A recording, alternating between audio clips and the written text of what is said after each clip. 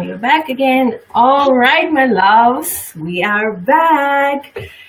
It's Diana Joy, your host of Impactful Female Entrepreneurs Group, and I'm beyond excited for this episode number 8 of Expert Series Kick Off Your Online Business with Confidence, because today we will be talking about how to master your message to attract your dream clients with a special guest expert, an amazing girl, Mary Lexa. She is a business strategist and a coach who empowers driven millennial women to build thriving businesses that support their vision for personal and financial freedom. Hi, Marie. It's so exciting to have you here. Thanks for joining. Yeah, I'm super excited to be here. Thanks for inviting me. Awesome. So, let me start with this. I know you just came back from Mastermind with Emily Williams and other high vibe ladies. How was it? What's your biggest takeaway? Please share. Yeah, that's a great question. Yeah, it was so super amazing experience. I think, we spend a lot of time behind our laptops as entrepreneurs on our own.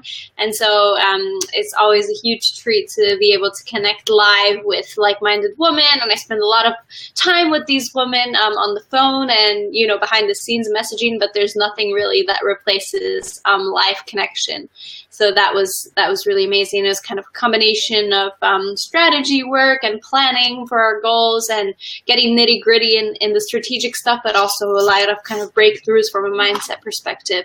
And we had some great guest experts as well. So overall great experience. I can imagine. I absolutely can. So thanks for sharing that. So before we go into today's content of our today's episode, I want to just tell to our audience, as usual, just watch us till the very end. We try to stick to 30 minutes, no more than that, and give you the best content ever, okay? So we are ready. And Marie, it's already a tradition here. Share with us a few words on what you do and what's your story. Sure. So as you mentioned, I'm a business strategist and coach, and I work with ambitious entrepreneurial women who really want to create a thriving business that allows them to live life completely on their own terms. So for a lot of women, that means freedom, of course, financially, to have the financial resources and not have to worry about money, but mostly in terms of the experiences that can unlock and the flexibility that they have to really balance all the different moving parts of their lives in a very holistic way. Rather than seeing career or business in an isolated way. Awesome. In terms of my story, so I'm half French, half American. I live in London. My previous kind of background is in corporate and digital marketing and strategy consulting. That's how I kind of got into the whole digital marketing world and made it a core part of my work. But ultimately, so I kind of followed a very traditional path where I was ticking a lot of the boxes, doing a lot of the shoulds and musts, and, went to kind of prestigious business school, et cetera, but ultimately everything looked great from the outside. I was very successful from the outside, but at my core, I was extremely unfulfilled. And so that's when I started to look at life a little bit differently and realized that there had to be more to life, and dove into some of the kind of more personal development stuff, and ultimately got inspired to start living life on my own terms rather than just dreaming about it.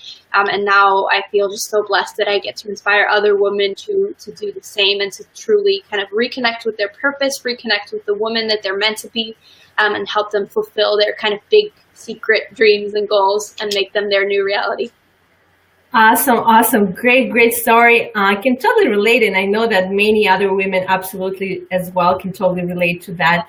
So let's go into today's content, and I'm sure many women will love and dying to dig deeper and get to know all the things that you know about how to master your message to attract your dream clients.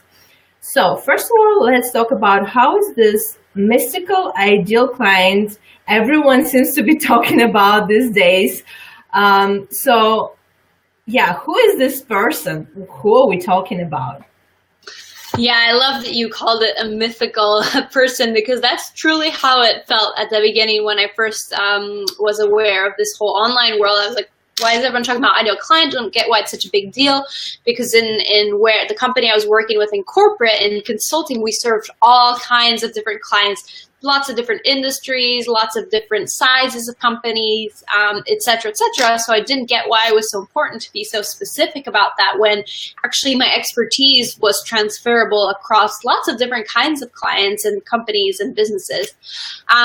So yeah, I think it can be a little bit surprising for people maybe who come from corporate. And the reality of it is, if you're speaking to everyone, and I realized this quite quickly, you're speaking to everyone, you are speaking to no one. And I think, especially online, where we're solving very specific pain points that relate to very kind of specific types of people, it's important to put yourself in that person's shoes and to be really specific in terms of who you're actually helping. And that ultimately, the ideal client, I think, matters so much more than just a title or something like that, because that's what matters to people, right? It's like, what problem can you actually solve for them, not just what your name is, what your title is. And so it's important, really, I think, to dig deep and get really specific about who this person is, and that can be from a variety of perspectives. So I think there's no rule. Oftentimes you see with this idea of a client avatar, you need to fill in all these questions, like every single thing about the demographics and lifestyle and all of this. I think that can be quite overwhelming to someone who's just starting out, right? Because we don't necessarily know every single dimension. And I think we need to take the pressure a little bit over that kind of comprehensiveness of ideal client. I think what's important is that there's a certain number of characteristics that tie this person together, so that, when you are speaking to them, they will understand that you're speaking to them. And it mostly has to do with, obviously, the pain points. So that's the most important. Like, what is the main struggle that you can solve for them? What is the stuff that's keeping them up at night? What is the stuff that is really constantly on their mind that they need your help with? And then, of course, it's good to have a few other defining characteristics, but you don't need to get so specific that you are down to like every single magazine they read, or et cetera, et cetera. And the other thing I want to say is, oftentimes with ideal client, again, we put a lot of pressure on ourselves to make it perfect from day one. The reality of it is, online, the beauty of things is that it can evolve. It's not a tattoo on your face. The reality is, no matter how specific you get, things will evolve anyways as you grow, as your business grows, as the types, as your experience grows. So the important thing is, that you obviously are in a position that you're able to serve them. So maybe just a half a step ahead of them or a full step ahead of them. But actually, it's okay to not get it perfect. Sometimes it takes a little bit of trial and error, and sometimes really the clarity, as Marie Forleo says, clarity comes from engagement. So it's only when you start to work with people that you really understand, okay, this is specifically the type of person that I absolutely love working with. And obviously, the more clear and specific you can get, the better up front. But I would say better to start working with people, experiment, go for it, rather than hold yourself back and wait until this ideal client is perfect, because you might not know if you've not done this type of work before, right? Right. Final piece I would say is, oftentimes, if you're thinking like, I don't know who this ideal client is, to be honest, there's often just two categories under which it falls. So number one is, it's a past version of yourself. So that is very common, because if you've shared that, element of struggle, you are able to really put yourself in that person's shoes. And you know what it's like, and also you know what steps are required to have the transformation to get to where they want to be. So that's that's category number one. Category number two would be a person that you've helped in the past, right? So someone that you've guided them through certain steps or through a certain process, and you know that they've gotten certain results. Well, that might also be an ideal client for you, because again, it's someone that you've helped or served in the past, and you can leverage that with the rest of your client base. Awesome, Marie. This is really, really helpful. And so many women can implement it just right now. So let me ask you this. I know that many women struggle, now let's go back to, let's go more into the message, right? So yeah. Now you know your ideal client. And so now you want to communicate, these pain points and this transformation that you can do for them and with them. So Many women struggle when it comes to hone their message online. So, what are your tips on how to actually do that?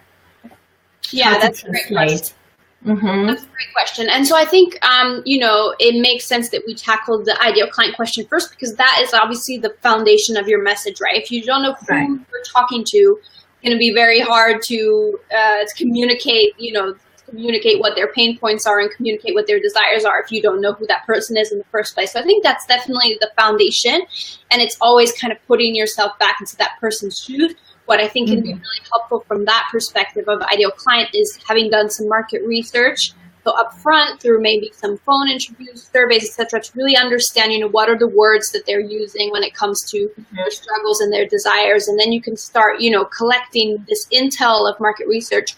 And it's something you would do upfront, but something I recommend you do continually as well. So I take notes even during things like my discovery calls. That way I can reuse it. It's almost like they're doing the work for you, right? When you're writing your copy or your messaging or your content, you can reuse those words and those phrases specifically that you've heard.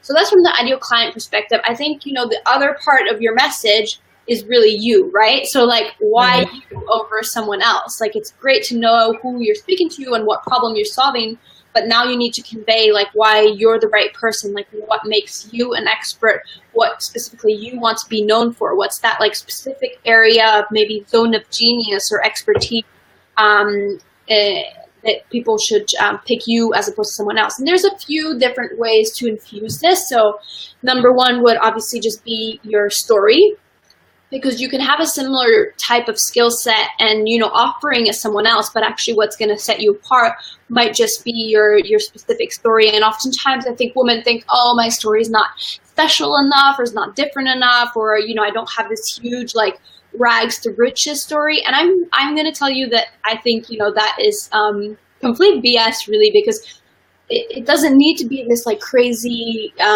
impressive story. People relate with you just being authentic and you being yourself. Like, even me, I just shared my story. Like, it's not like there's anything like worthy of being, featured in a dramatic transformation. But I think people can still relate to, those ticking boxes and that pain of feeling unfulfilled despite having done everything you possibly can to be successful. So it's just about being real with yourself and sharing, what you've really been through. That's the kind of realness that people will relate to.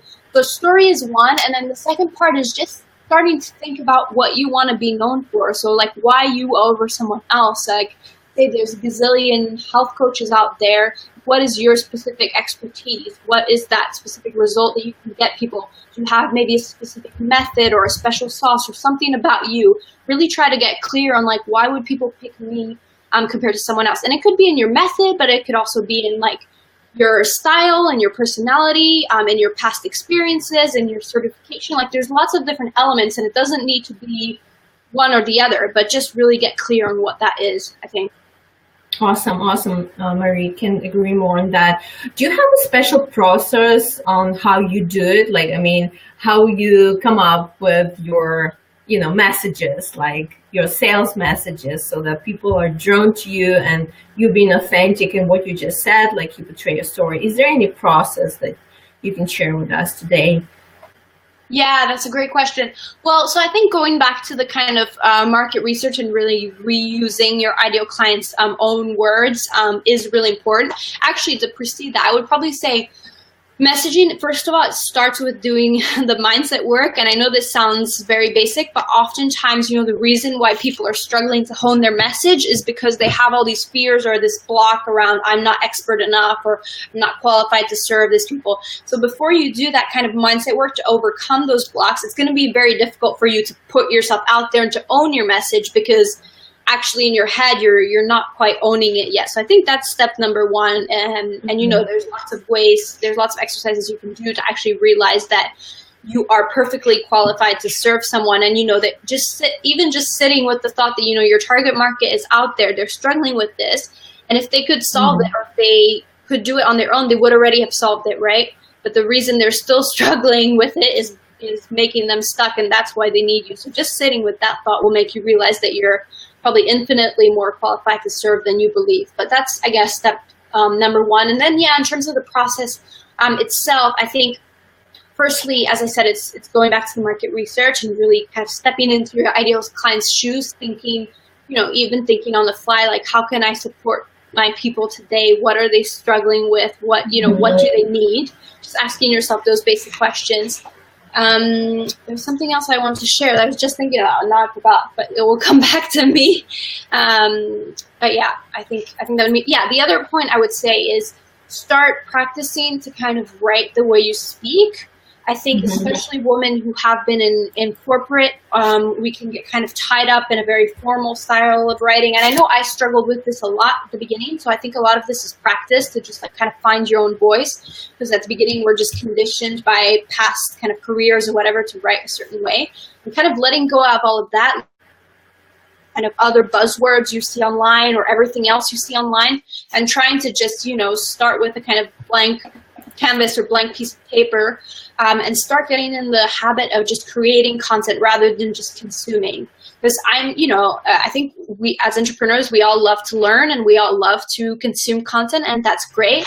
But in order to stand out and to really set yourself apart, you need to get in the habit of not just consuming, but also creating your own thing. So even just thinking back on tying in kind of stories and experiences of your own day-to-day life is just ways that you can then share your expertise in a non-kind of dry way. Because that's, I think, another thing that people struggle with messaging is often if you're just sharing tips, it can be a little bit dull, to be honest. And so kind of tying that back to just story and day-to-day experiences can be just a powerful way of just conveying the message without kind of just rehashing the same tips over and over that are everywhere online. Awesome. Yeah, absolutely. We talked just on the last episode about how to juice it up, with your content, how to spice it up, juice it up, make it you sound more like you, right? Even if you swear from time to time, like that's absolutely okay. But yeah, so Marie, like how to make sure then, okay, once you know your message, like your ideal client, your message, then how to make sure that you are visible to your dream clients through your message. So what to do to get visible, basically. Yeah, so I think point number one with that is like find out where your ideal clients are hanging out, right? And I see this a lot as a very common mistake where people might start being active in, Facebook groups or whatever, but we tend to be drawn to groups that are full of competition rather than actual ideal clients. So it's very easy to be, speaking ultimately to the wrong people because you're putting yourself out there. But if the group is not full of ideal clients, then you're visible, but you're not visible to the right people. So first of all, just get really clear on where these people are hanging out. And I think Facebook groups are a really great place to do that in many cases. It's just a matter of, testing and trying to find those right groups where you're getting kind of not necessarily engagement, because I think engagement is important, but ultimately visibility and sales is even more important than engagement. I think it's about not taking things personally. Sometimes, there are just posts that get drowned a little bit or that don't get the response that you want, but that doesn't mean that that they're not, that they're not being impactful and not, making yourself known. So that is point number one. And then I think the other point really is just consistency, right? So I would recommend, once you have selected those few channels where you're going to be active, whether that's Facebook groups, whether that's, other social media channels like Instagram. And then obviously, I think really important is obviously to grow your list or your email list, as well as try to build your trust factor through things like Facebook Live is also really important. So once you've decided on kind of all the different mediums, where you're going to post, how many times you're going to post, then it's just about being consistent. So I just kind of batch all my content, right, where I kind of perhaps have like a theme for the week, and then I map out, emails, posts, blogs, live streams. And it's not like I do something separate for all of those. I will repurpose stuff. So, I might write, my 7 posts for Facebook groups for the week, and then I'll pick 1 or 2 to expand to make a blog post, or I'll add in my story and turn it into an email. So repurposing as well to obviously make it manageable and not so overwhelming. But I think, consistency is definitely key there.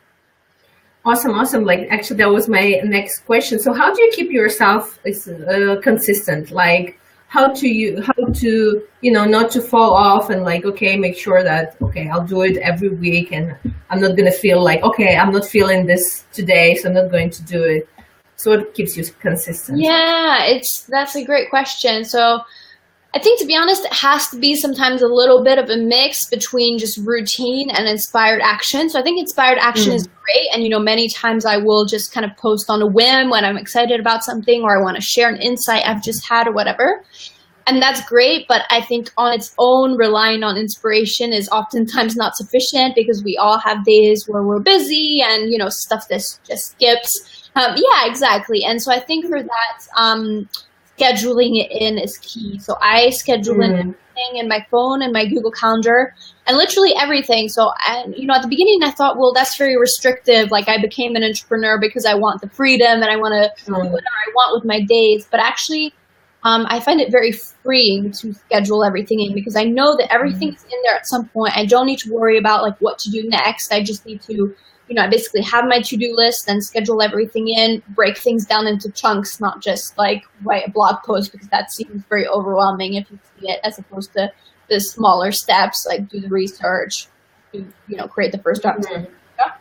And yeah, so when it comes to content creation, I would literally just, put in 2 hours every week in your diary and just get it done. The other thing is obviously, then you might come in front of the page and like have no inspiration. So what I would do then is like on the go, whenever you have an inspiration, have like your notes open and write down like ideas of a topic like, oh, this just happened to me today. That would be a great story to tie into a post about messaging or whatever. And that way you kind of have all these prompts so that when you do come in front of your blank page to create your content, you can just go back to those prompts and just have all the ideas that you want to write about. And then it's just a matter of getting it done really. Awesome, awesome, Marie. Like you gave away everything I actually expected of you. So like I know you're good with such like organizing your like I've seen one of your live streams where you were mentioned how do you organize your emails and stuff like that.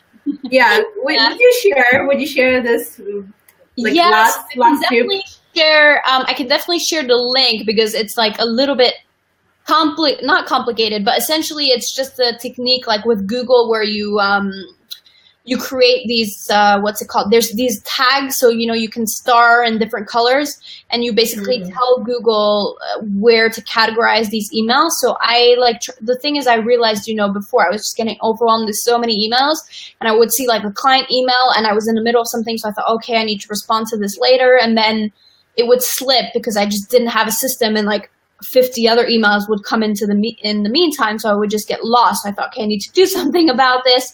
So, step number one is like using program like Unroll Me to just like unsubscribe from, all the crap.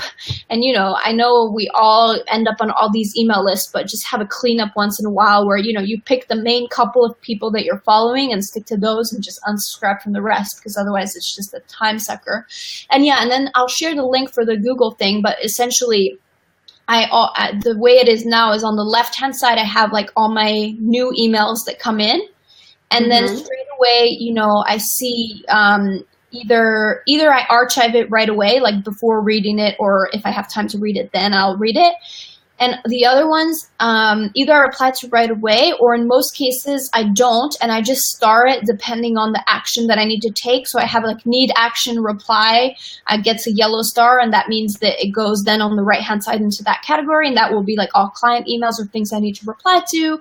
I have another one category that's like awaiting reply, so that means people that are meant to respond to me that I need to follow up with if they don't respond. I have scheduled, so that will be like all my flight stuff or travel or interviews and stuff in there. And then delegated is stuff that I just, that then like my VA will take care of. And so all of that is then just in those categories in the right-hand side, and that just means that when I have my email time scheduled in my thing, so I'll have like an hour a day or whatever for emails, then I just have to go back and go into the yellow star category, need action, and I can obviously just take care of that then, rather than trying to do it all the time on the go, which can be quite overwhelming. Awesome, awesome. Thanks so much for sharing these tips, Marie. So lastly, I know you have something to give away to our audience today. What is it? I'll definitely would love to share that with our ladies. Sure, thank you. So, yeah, so it's essentially a step-by-step training and audio and some worksheets as well, all around picking the profitable niche that you're meant to serve. So I think it relates to a lot of the stuff we talked today, right? About getting very specific around who you're actually serving, and for a lot of people. It can be overwhelming. You hear, you need to pick a niche, you need to niche down, but how do you actually do this? So this training is actually going to guide you through all of the steps to do that and to get really clear on who your target market is and how you can actually communicate with them. Awesome, awesome. Thanks so much for your generosity and for your expertise. I love hanging out with you. Great talk. Oh, it's so much fun. Thank you. Awesome. Yeah, sure. So as usual as well for our audience, you can always have a business strategy call with me if you want to get traction and immediate results in your life coaching business. All righty. Anything you want to say before we sign off, Marie? No, thank you so much for having me. Really, it was just a pleasure to be here. And obviously, if anyone has any follow-up questions, I'm also happy to answer them in the group. Sure. Thanks so much for your generosity, for your expertise. Love hanging out with you. See you. Bye-bye. Yeah, see you soon. Bye.